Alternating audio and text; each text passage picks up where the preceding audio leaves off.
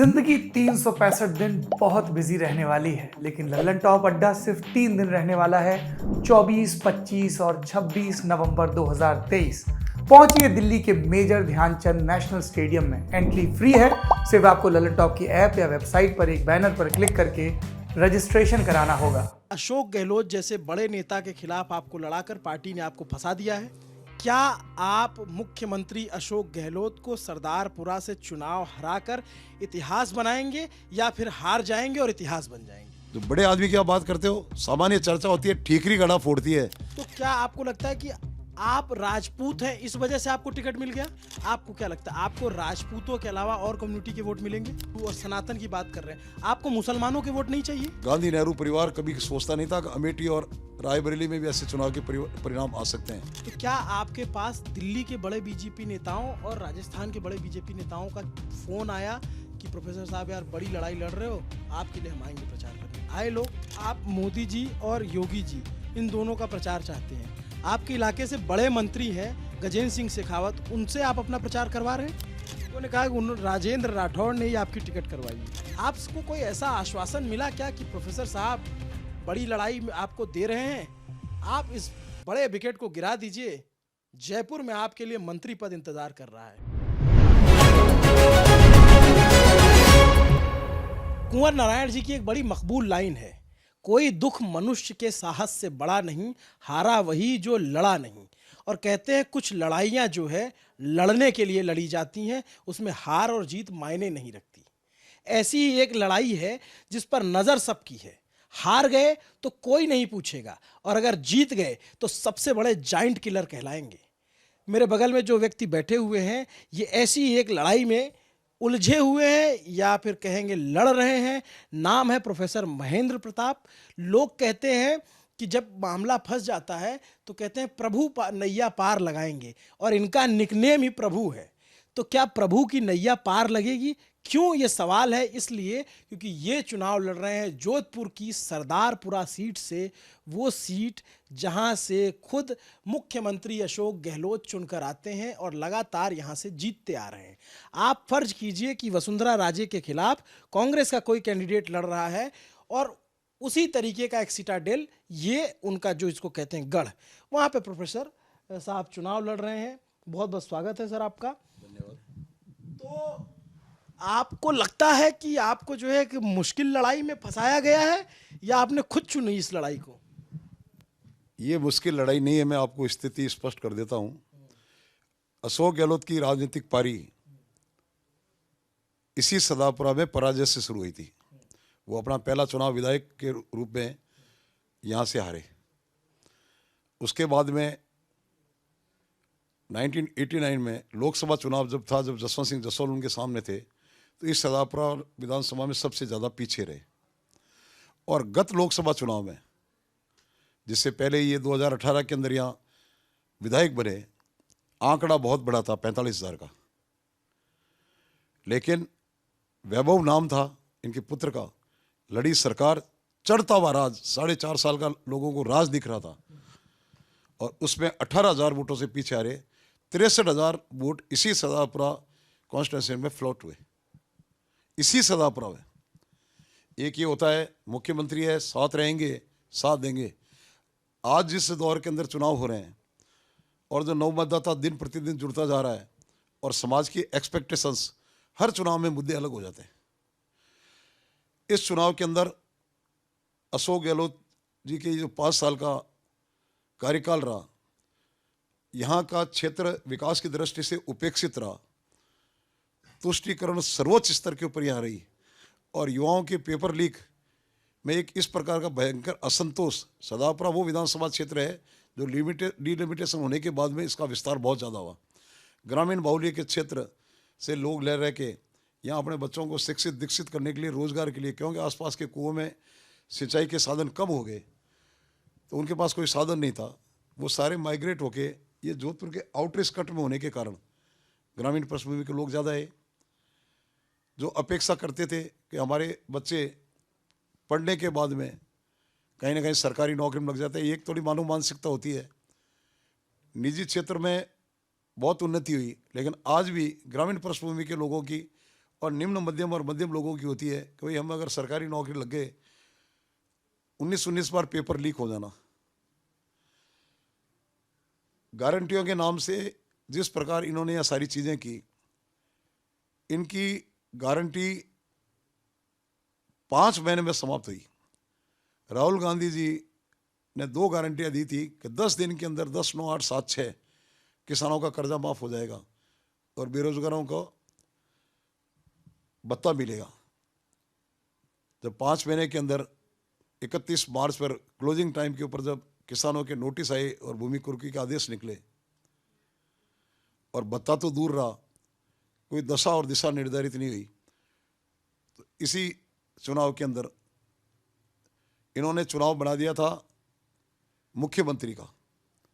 हिंदुस्तान में जो चुनाव लड़ा जा रहा था वो मोदी जी का और राहुल गांधी का, लेकिन जोधपुर लोकसभा क्षेत्र का जो चुनाव था वो मुख्यमंत्री, उसके सारे मंत्री, सब जातियों के, पूरा कांग्रेस संगठन, नामांकन के अंदर लगभग 80% मंत्रिमंडल, और उसके बाद में निरंतर 10 मंत्रियों से कम कभी या नहीं रहे, वो पराजित हुए। इस सीट के ऊपर 5 साल में जो अनदेखी हुई है, महिला की असुरक्षा, इनके खुद के क्षेत्र में जहां कल परमवीर शैतान सिंह जी की पुण्यतिथि, जिसको पूरा राष्ट्र नमन करता है, यह एक एनजीओ की बच्ची को लोग उठा के ले जाते हैं और इनके विधानसभा क्षेत्र में जहां पुलिस कंट्रोल रूम है उसके 50 मीटर दूर गैंगरेप हो जाता है। सबसे ज़्यादा मुकदमे एनकाउंटर के, कंडारा का जो एनकाउंटर हुआ, चैन स्नैचिंग,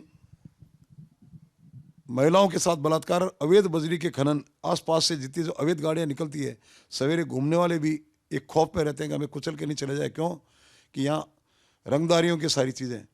और जब विकास के नाम के ऊपर पूरा का पूरा क्षेत्र उपेक्षित है, हर व्यक्ति अपेक्षा करता है कि भाई मुख्यमंत्री हमारा प्रतिनिधित्व करता है तो एक आदर्श विधानसभा होगी, अच्छी गवर्नेंस होगी, युवाओं की सबसे ज़्यादा संस्थाएं, यहाँ सरकारी संस्थाओं की घोषणाओं पे घोषणाएं।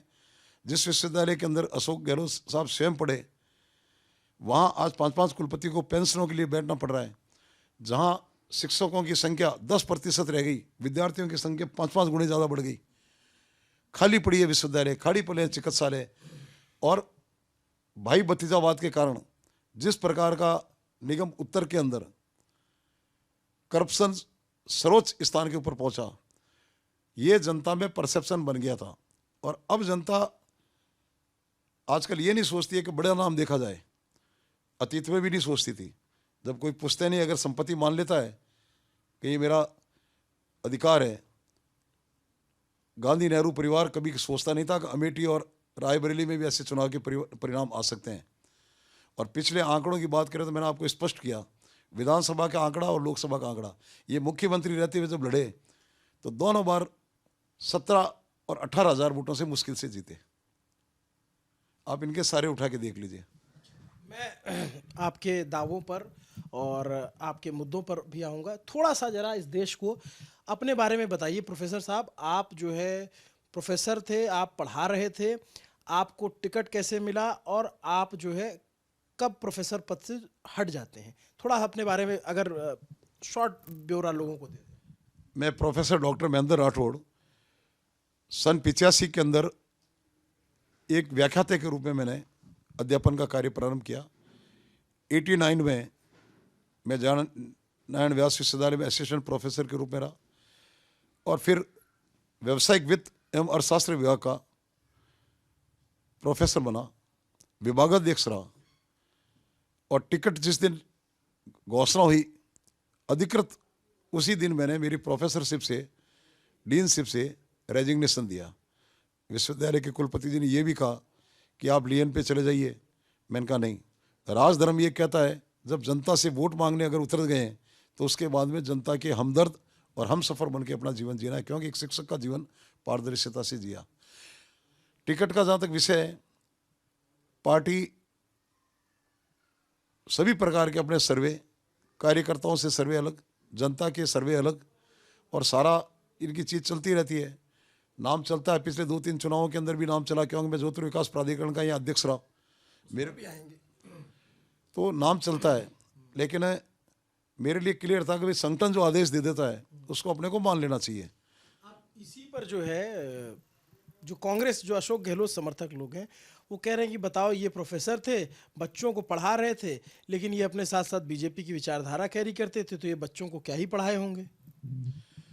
उसका प्रमाण पत्र तो मेरे विद्यार्थी, वो कांग्रेसी लोग मेरे साथ चले, हर गली, हर मोहल्ला, हर चौराया, मैंने मेरा जीवन विश्वविद्यालय के अध्यापन में और विश्वविद्यालय के अध्यापन की उस विश्वविद्यालय की दीवार के बाहर मैंने एक राजनीतिक रूप से सुचिता के रूप के अंदर कार्य किया है, एक मैंने वैचारिक कार्य किया है। मैं कोई आंदोलनों के अंदर विश्वविद्यालय का शिक्षक रह के कभी सहभागी नहीं बनता था। जिस विचार को लेके भारतीय जनता पार्टी चलती थी, राष्ट्रवाद के लिए चलती थी, ग्राम उद्योग के लिए चलती थी, डंकल प्रपोजल का जब हम विरोध करते थे, उस चीज़ों के आधार के ऊपर एक अर्थशास्त्री होने के नाते मैं निरंतर रहा। संगठन के मेरे को अनुभव थे और संगठन के मेरे को काम दिए जाते थे, मैं संगठन के सारे कार्य करता था।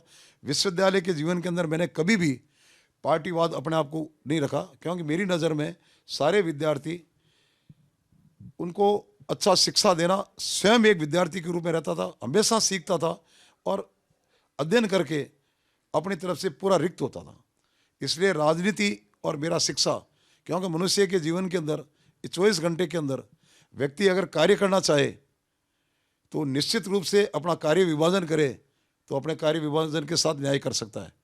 और मैं अपने आप को गौरवान्वित भी महसूस करता हूँ और पूर्ण संतुष्ट हूँ कि मैंने कभी भी विश्वविद्यालय के अंदर राजनीति की, मैंने शिक्षक यूनियनों की मैंने भारतीय जनता पार्टी के चेहरे के रूप के अंदर कभी भी मैं किसी भी मंच के ऊपर विश्वविद्यालय के अंदर मैं नहीं गया। तो आप जैसे भारतीय जनता पार्टी के सदस्य पहले से हैं, जनसंघ के ज़माने से आप जुड़े हुए हैं, लोगों ने ये कहा कि प्रोफेसर साहब बढ़िया बोलते हैं, मृदुभाषी हैं और संगठन का भी लंबा काम किया है, गुजरात और तमाम जगहों पे प्रभारी रहे हैं। चर्चा थी कि उनको जो है बाड़मेर की शिवाड़ा सीट से चुनाव टिकट मिलेगा, लेकिन पहली बार वो विधानसभा चुनाव लड़ रहे हैं और उनको जो ला करके संगठन वालों ने उनको गलत सीट पे फंसा दिया गया। तो क्या आपको ये लगता है कि अशोक गहलोत जैसे बड़े नेता के खिलाफ आपको लड़ाकर पार्टी ने आपको फंसा दिया है? देखिए, सिवाना का तो मैं शायद सबसे पहला आपके मुख से सुन रहा हूँ। मेरा उस क्षेत्र में न मेरा गांव, न मेरा कर्म क्षेत्र, इसलिए मैं कभी कल्पना भी नहीं करता।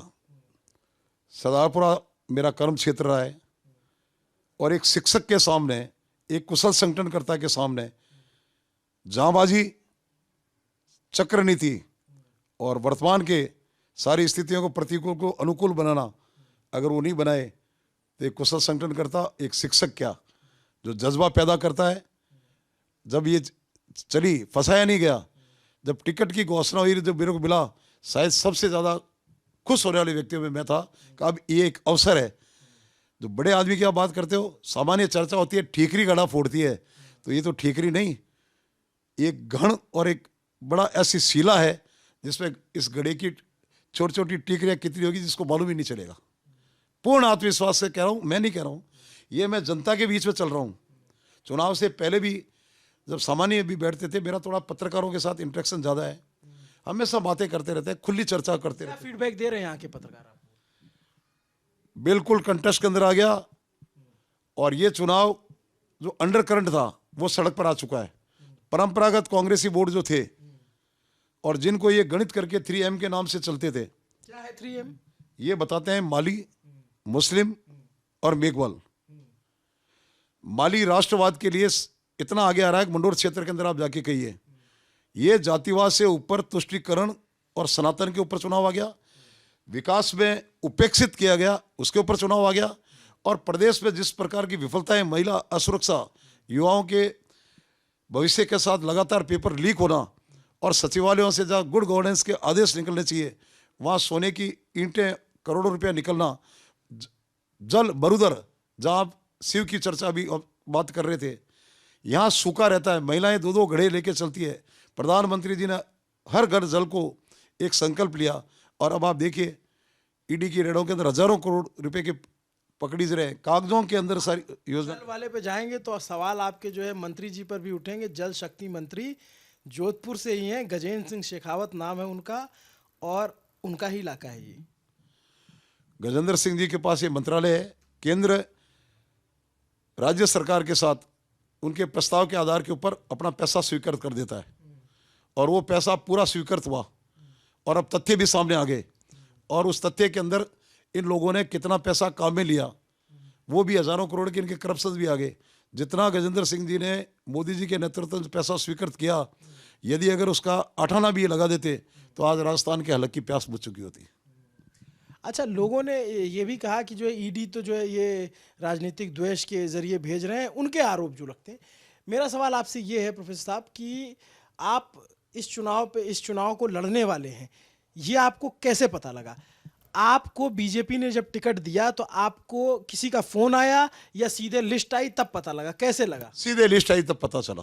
सरप्राइज था। सरप्राइज। हाँ। और मीडिया इस कदर आया, वो इसको हॉट सीट कहने के हिसाब से कि भाई सदापुरा हॉट सीट है, मुख्यमंत्री है। और मैंने उस दिन भी उसी आत्मविश्वास से कहा कि आज आपको हॉट सीट लग रही है, लेकिन 15 दिन के अंदर ये अशोक गहलोत को स्वयं को कांग्रेस को चुनौती हो जाएगी। आज तक बताइए कहीं मुख्यमंत्री अपने नामांकन में राष्ट्रीय अध्यक्ष को लेके आए?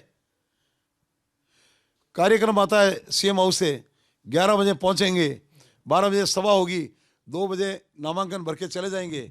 एक दिन पहले आके बैठना पड़ जाए। और जब स्थितियां बदलती देखते हैं, राष्ट्रीय अध्यक्ष चले जाते, उसके बाद भी एक दिन और रुकना पड़े। दिवाली के रामा समाज जो 4 घंटे करने आते थे, 2 घंटे के लिए, 2 दिन के लिए रामा समा करने लग गए।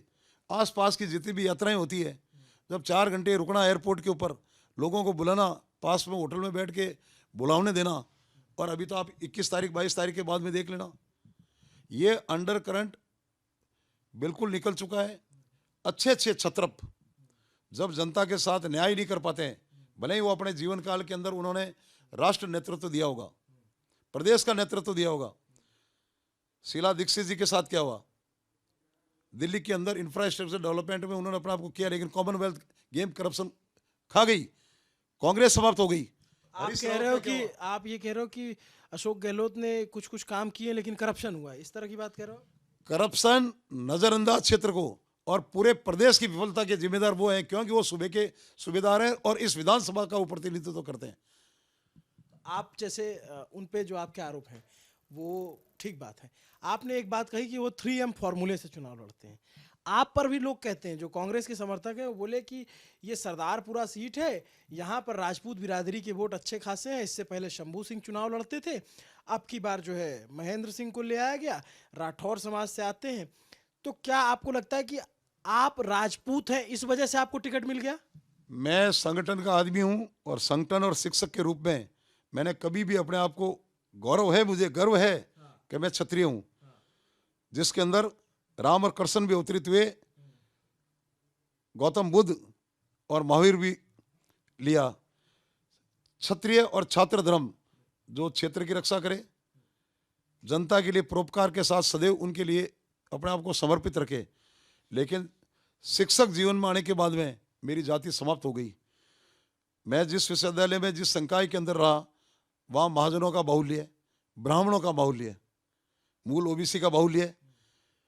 लगभग ऐसा कोई वर्ग नहीं जिनसे मेरा लगाव नहीं। खेत खलिहान के जुड़ाव होने के कारण यहाँ जो किसान समुदाय है, और Haifa hero Major Dalpat Singh ji का जो स्मारक यहाँ बना, रावणा राजपूतों के यहाँ लगभग 20,000 से ज़्यादा बूथ, लगातार 5 साल। रावणा राजपूत क्या है? ये पुरानी परंपराओं के अंदर एक ही परिवार के भाई हुआ करते थे। कुछ राज परिवार के हो जाते थे, कुछ मेरे जैसे सामान्य व्यक्ति परिवार के हो जाते थे, तो किसान का काम चलाते थे, और कुछ व्यक्ति इन राजघरानों के साथ सेवा भाव से जुड़े रहते थे। हैं सारे क्षत्रिय। ये कुल मिला के, दोनों मिला के 60,000 की स्थिति के अंदर है। यहाँ पे आप हाँ, इसी दम पे आप कह रहे हैं कि जीतूंगा? मैं ये नहीं कह रहा हूँ। प्रथम बार ये जो गैप था वो दूर हुआ है, और एक मंच के तहत अशोक जी ने जिस प्रकार इस 5 साल के अंदर अपने पुत्र के मोह में यहाँ अच्छे अच्छे कार्यकर्ताओं को नजरअंदाज किया, बड़ी बड़ी जातियों को नजरअंदाज किया, जिसका परिणाम यहाँ का प्रथम और अंतिम निर्वाचित महापौर रामेश्वर जी दादीज, जिन्होंने कांग्रेस छोड़ी और भाजपा पकड़ी। उनको हम शकल भी कहते हैं उनका। मैं तो कहता हूं अशोक जी उनकी हमशक्ल है, क्योंकि वो अशोक जी के सीनियर थे और अंगुली पकड़ के कांग्रेस के अंदर प्रथम सांसद से लेके वर्तमान तक के लिए अगर सब कुछ रहे तो रामेश्वर जी दादीज रहे। तो ये बताइए, जो बीजेपी के, जो कांग्रेस के कार्यकर्ता अभी 2-4 मिले, बोले तो पिछली बार भी यहाँ से लड़े थे, जो वो 50,000 के अल्ले पल्ले रह गए थे, अब की बार जो है वही हाल होगा, बल्कि अब की बार अशोक जी तो और बड़े मार्जिन से जीतेंगे। आपको क्या लगता है, आपको राजपूतों के अलावा और कम्युनिटी के वोट मिलेंगे? मैं मेरे मुंह से तो कुछ भी कहूंगा, उसको जनता स्वीकार करे कि नहीं करे। आप यहाँ आए हुए हैं, पार्टी को छोड़ो, सामान्य व्यक्ति बन के रहो। ये 36 कौम का चुनाव बन गया है, ये सनातन का चुनाव बन गया है, और ये इनकी सरकार के करप्शन कुशासन का चुनाव बन चुका है। ये महिला की असुरक्षा का बन गया है, ये युवाओं का आक्रोश का चुनाव बन चुका है। और ये अंडरकंड जो चल रहा था कि इस बार अशोक जी को चुनौती रहेगी, अब वो सड़क पे ऊपर जनता निकल चुकी है। जिस क्षेत्र के अंदर जा रहा हूँ, मैंने 77 का चुनाव भी देखा है, 89 का भी देखा है, और 2014-19 के चुनाव के अंदर भी रहा हूँ। नेत्रों से भापने विमन बेवर का एक शिक्षक हूँ। अपनापन, जिसका जाति का जानते नहीं, जिसको धर्म को जानते नहीं, वो बूढ़ी बूढ़ी माताएं और लोग निकल निकल के तिलक कर करके और बिल्कुल कह रहे हैं हमें सनातन बचाना है, क्योंकि इनके क्षेत्र के अंदर 100 करोड़ तन्ना पीर की दरगाह को दे दिया जाता है। मंडोर के अंदर जहाँ सारे देवता हैं, वहाँ सामान्य सनातन को 10 रुपया शुल्क देना पड़ता है, और उस दरगाह में जाने के लिए निःशुल्क कर दिया जाता है। कोरोना लोग भूले नहीं हैं, सामग्रियों का वितरण वर्ग विशेषों को 4-4 बार। कोरोना में तो प्रधानमंत्री जी ने भीलवाड़ा मॉडल की तारीफ कर दी थी। मॉडल एक प्रशासनिक काम है, लेकिन सुविधाएं जब लंबा कोई चीज चलती है, वो एक कार्य प्रधानमंत्री जी ने कहा कि राजस्थान अग्रणी रहा और उन्होंने सेक्टर बना के इन लोगों को रोक लिया जिससे स्प्रेड नहीं हो। एक तरीके से तो मुख्यमंत्री की तारीफ हुई। प्रशासनिक तारीफ का एक उन्होंने जिक्र किया था कि हम सब लोगों को, यही तो भारतीय जनता पार्टी की खासियत है, अगर कोई एक अच्छा कार्य होता है तो उसको सर स्वीकार करते हैं। तो आप मानते हैं अशोक गहलोत ने वो काम अच्छा किया था? किसी भी सूरत में नहीं किया, केवल एक जगह उन्होंने अपने आप को हाईलाइट करके पब्लिशिंग की। पूरे प्रदेश के अंदर जिस प्रकार की स्थितियां थी और जहां जहां क्वारंटाइन किया गया था, लोगों को चाय पानी के पैसे देने पड़ रहे थे, और कुछ इस प्रकार के कर दिए गए थे जहां खजूर और रूह अफ़ज़ा तक बट रही थी। यहाँ का व्यक्ति भूल नहीं रहा है उस चीज़ को। एक यहाँ जालोरी गेट चौराया है, आप आए तो जरूर पधारना। स्वतंत्रता सेनानी बिस्सा जी, अक्षय तृतीया थी, परशुराम जयंती थी, ईद भी थी। उस दिन सारे लाल चौक बना के पड़ोसी राज्य के झंडे 300-400 आक्रोशित युवाओं ने नारे लगा के लगाए। तो कुछ राष्ट्रवादी व्यक्तियों ने कहा भाई ये स्वतंत्रता सेनानी है, ये स्वतंत्रता में योगदान रहा है, यहाँ तिरंगे के सिवाय कोई दूसरा झंडा नहीं लगता है। जिस कदर शहर के 4 किलोमीटर अंदर रात को जो उत्पात हुआ पुलिस की मौजूदगी में, सारे अधिकारी खड़े थे और 500-500 झूठे मुकदमे हुए, और उनके जब दबाव पड़ा तो 5 व्यक्तियों पर मुकदमे हुए। रात को 1:30 बजे कमिश्नरेट को खोला के उनको रिहा कर दिया जाता है। तुष्टिकरण का एक नहीं, ये चुनाव कंप्लीट 36 वर्ग ने अपना चुनाव मान लिया है। और अशोक जी का जिस प्रकार स्थिति और उनके कार्यकर्ताओं में अति आत्मविश्वास है, शायद अशोक जी ने अपने जीवन काल के अंदर किसी चुनाव के अंदर एक कार्यालय रखते थे। अब 4 दिन से वहां बाड़े के व्यक्ति बैठे हैं और हर वार्ड के अंदर 51 कार्यालय खोलने पड़ गए। तो आप ये कह रहे हो आपने उनको परेशान कर दिया है? परेशानी कर दिया है, जनता ने इसको चुनाव अपना बना लिया है। मैं तो एक प्रतिनिधि के रूप में हूँ। आप सारे मुद्दे बहुत मुखरता से उठा रहे हो और बहुत अच्छे से आप उनको घेर रहे हो। जब आपको ये टिकट मिल गया तो क्या आपके पास दिल्ली के बड़े बीजेपी नेताओं और राजस्थान के बड़े बीजेपी नेताओं का फोन आया कि प्रोफेसर साहब यार बड़ी लड़ाई लड़ रहे हो, आपके लिए हम आएंगे प्रचार करने? आए लोग? मेरे पास फोन आया था, किसका? प्रदेश से भी आया था, प्रदेशाध्यक्ष जी का, कि कौन से नेता चाहिए। और दिल्ली से? दिल्ली से मेरे पास से राष्ट्रीय महामंत्री जी का फोन था कि यहाँ किस किस लीडर की आवश्यकता है। किस किस को मांगा? मैंने कहा ये जनता का चुनाव बन चुका है, समय कम है, और जनता जब स्वयं जनतंत्र के अंदर सशक्त प्रहरी रूप के अपने हितों की सुरक्षा के लिए जब उतर जाती है, तो आप बड़े बड़े सेलिब्रिटीज़ जो नेता हैं उनको कहीं और इस्तेमाल कीजिए, और आवश्यकता पड़ेगी। अब पहले मोदी जी का रोड शो का था 3 विधानसभाओं का, अब योगी जी आ रहे हैं 22 तारीख को, एक उनका रोड शो होगा और हमारी मांग भी मोदी जी और योगी जी की थी।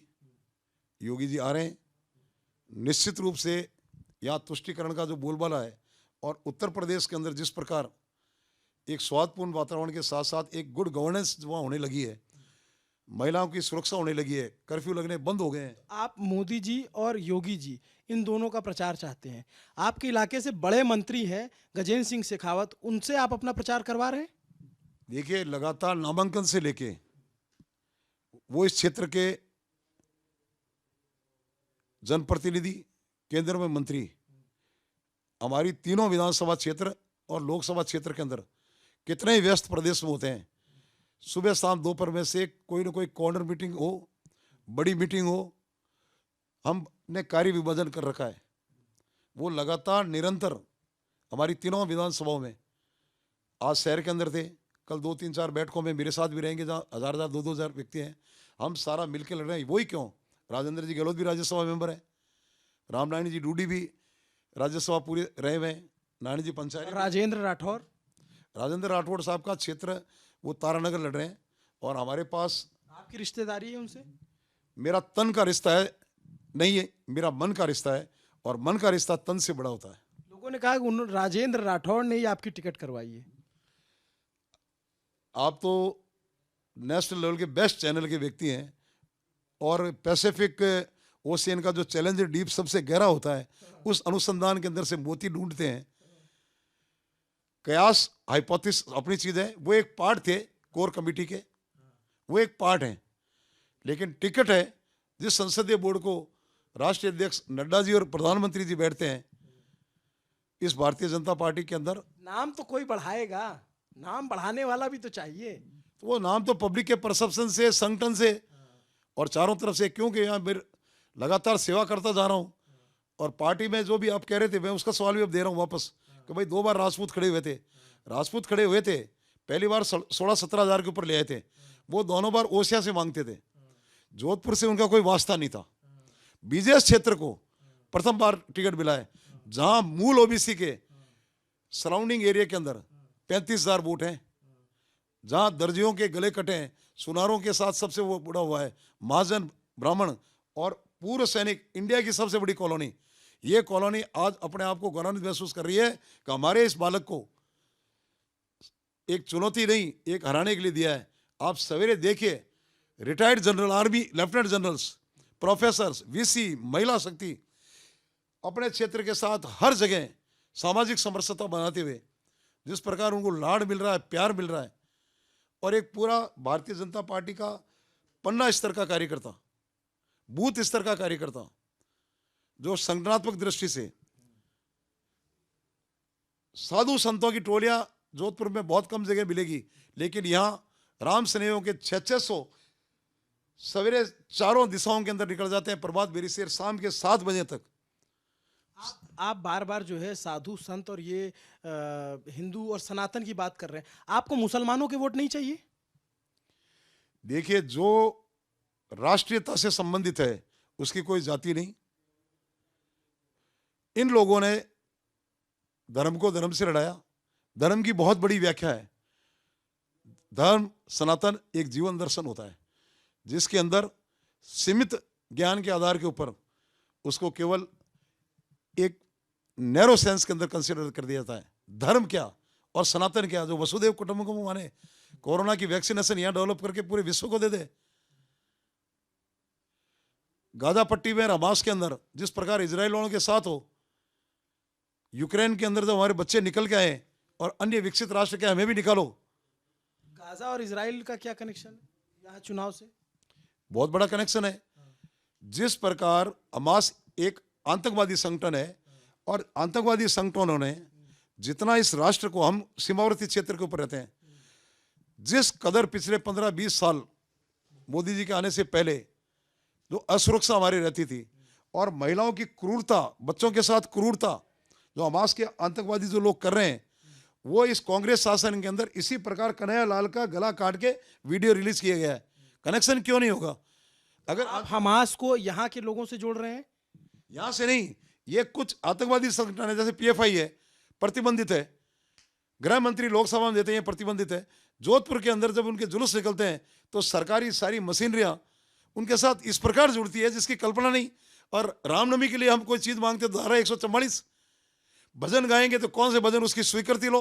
अच्छा, आप लोग कन्हैया लाल का जिक्र हर बार करते हैं, पीएम ने भी किया और बहुत सारे नेता कर रहे हैं। उनका कहना है कि एनआईए की जांच चल रही है और एनआईए के पास जांच है। अशोक गहलोत का काम था पकड़ना, पकड़वा लिया। उनका काम था कि जो है उनको मुआवजा देना, परिवार को मुआवजा दिया और दोनों बच्चों को नौकरी दी अशोक गहलोत सरकार ने। अब एनआईए के पास मामला है, एनआईए केंद्रीय एजेंसी है और एनआईए अब उन्हें फांसी के तख्ते पर क्यों नहीं पहुंचा। गांव की चौपाल से राजस्थान की सर्वोच्च विधानसभा में एक उठाया गया। जब अंत में जाते, जब रेवड़ियां और बोर्ड को गठन किए गए, तब जाके उनको सुविधा की दी। और जयपुर के अंदर एक व्यक्ति आत्म सुरक्षा के लिए, अगर अपने को बचाने के लिए उसके हाथ से लकड़ी लग जाती है दूसरे समुदाय के, तो वहाँ के 2 विधायक जयपुर एयरपोर्ट में मुख्यमंत्री जी के पास पहुँचते हैं। 50 लाख रुपए का मुआवजा उसी दिन और संविदा की नौकरी उसी दिन दे दी जाए। पूरे प्रदेश में हजारों हत्याएं ऐसी हुई है जिनके परिवार बेसहारे हो गए, मुआवजा मांगने के लिए तरस गए। एक कन्हैया लाल नहीं, अगर पूरे राजस्थान के आंकड़ों के अंदर अगर आप क्राइम ब्यूरो को देखोगे, कोई सीमा नहीं है। किसी का बेटा छीन लिया गया, किसी का पति छीन लिया गया, किसी का भाई छीन लिया गया। घरों के अंदर कमाने वाले लोग नहीं है। भेदभाव 100% भेदभाव है। अच्छा, ये बताइए उधर से जैसे आप कह रहे हो कि कन्हैया लाल के परिवार को देर से मुआवजा मिला, लेकिन मिला। आप ये मानते हो कि कन्हैया लाल के परिवार को मुआवजा मिलता है तो नासिर और जुनैद के परिवार को भी मुआवजा मिलना चाहिए? साहब, इस विषय को अपन थोड़े से एक विषय से अपन अलग हट रहे हैं, अलग हट रहे हैं। हत्या जिस रूप में करके वीडियो जारी किया जाता है, वो एक खौफ पैदा किया जाता है। वो एक बहुत बड़े तबकों को डरा धमका के एक डी गैंग उस डूंगरपुर उदयपुर तक के जिस प्रकार रंगदारी का काम करती है, आप गहराइयों तक जाइए। हत्या नहीं थी ये बहुत बड़े समाज के विभिन्न वर्गों को किस प्रकार आतंकित किया जाए और ये बताना कि यहाँ हम राजस्थान के अंदर हम बिल्कुल सुरक्षित रहते हैं। चाहे करौली के अंदर हमारे ऊपर मस्जिद मदरसा से पत्थर अगर हमारी रैलियों के ऊपर आ जाते हैं, सालासर में द्वार के ऊपर जो भगवान राम की बड़ा द्वार बना हुआ है उसको बुलडोजर ठोकता है, पत्रिकाओं और अखबारों में बड़ी बड़ी सारी चीज़ों से उनको तोड़ने का आ जाता है। आज यहाँ कोई भी ऐसा कार्यक्रम आप लेंगे, पहले आपको कमिश्नरेट में जिला के अंदर इजाज़त लेनी पड़ती है। इनके लिए इजाज़त की ज़रूरत नहीं है। अच्छा, मैं ये देखता हूँ प्रोफेसर, आप बहुत ही धीर गंभीर बातचीत कर रहे थे, लेकिन जब इस तरह का मुद्दा आता है तो प्रोफेसर साहब को गुस्सा भी आता है। साहब, गुस्सा स्वाभाविक है। जब राज धर्म से डिरेल हो जाता है, उसको समदृष्टि से देखना चाहिए। हर रैयत, हर प्रजा पालक होना चाहिए राज। लेकिन यहां तो सड़कों के निर्माण में आप इनके क्षेत्रों में जाइए, साल में 3 बार सड़क। मुख्यमंत्री जी जोधपुर आए, स्किल डेवलपमेंट का इंडस्ट्रियल सेक्टर बोरोनाडा के अंदर उद्घाटन करना था। 8 किलोमीटर उनको हेलीकॉप्टर से जाना पड़ा क्योंकि सड़कों की इतनी खराब स्थिति थी। एक मुख्यमंत्री अपने निर्वाचन क्षेत्र के अंदर एक स्थान से दूसरे स्थान के ऊपर, जयपुर हाईवे जहाँ आर्मी पड़ी और बहुत बड़ा खेत खलिहान किसानों की कॉलोनी जहाँ 40,000 वोट पूर्व सैनिकों के हैं, वहाँ जब बरसात के नाले हमारी टाइम के अंदर सारा उसका प्रोजेक्ट बन गया, नाले की निकासियाँ हो गई, इसलिए रोक दिया गया कि कहीं इनका श्रेय नहीं मिल जाए। घरों के अंदर इतना इतना पानी हो जाता है। कैसे उन्होंने अपने गांव की संपत्तियां बेची, यहाँ संपत्तियां बनाई और आज उनकी दयनीय स्थितियां हो जाती है। और जो दूसरे क्षेत्र जहाँ आबादी क्षेत्र नहीं है, अपनी इनकी वोटर है, 4 लेन की सीसी रोडें बन रही है, हर इंसान समझ रहा है। और उसमें एक मुद्दा आपके टिप पे है, जुबानी आप जो है यहाँ से विधानसभा से लेकर के पूरे जयपुर का आप टिप पे नोट किए और अशोक गहलोत को आप हर तरफ से घेरते हो। आप बहुत अच्छा बोल रहे हैं और बहुत अच्छी बात बताएं। चूँकि मेरा एक और दिलचस्पी एक सवाल जानने में है, आप इसको भी बता ही दीजिए जब इतनी खुल के बात हो रही है। आपको कोई ऐसा आश्वासन मिला क्या कि प्रोफेसर साहब बड़ी लड़ाई में आपको दे रहे हैं, आप इस बड़े विकेट को गिरा दीजिए, जयपुर में आपके लिए मंत्री पद इंतजार कर रहा है? देखिए, मैंने आपको क्या कहा, मैं बहुत सामान्य कार्यकर्ता हूँ और महत्वाकांक्षा मैंने जीवन में कभी कुछ नहीं रखी। मैंने जब जब मेरे सामने जो टास्क थे उसकी पूर्ति की। शिक्षक के रूप में था, तो जो भी orientation, refresher course, conferences, international conferences, किताबें लिखना, मैंने वो कार्य करके अपने आप को किया।